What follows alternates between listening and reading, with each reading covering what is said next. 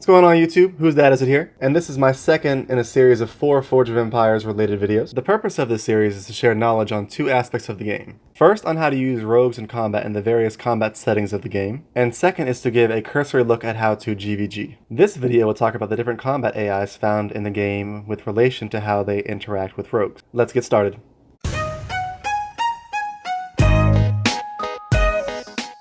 First, if you don't know what a rogue is, or how to set them up in your army, check out my How to Rogues video via the link in the description. Now, the 4 areas of the game where you find combat are as follows. Continent map, guild expedition or GE, guild versus guild or GVG, and in your neighborhood. Now, for simplicity's sake, I will divide the combat AI into 2 parts. Combat AI A and Combat AI B. GE, GVG, in your neighborhood all fall into Combat AI A, while your continent map falls into Combat AI B. Combat AI A is simple. The troops you are facing will attack all of the rogues before they attack your main unit or units. This means you should virtually absorb the entire first volley of damage dished out by the enemy lineup. Combat AI A is found throughout most of the game and is the primary AI you will be dealing with. Combat AI B is found only on the continent map and is the opposite of Combat AI A.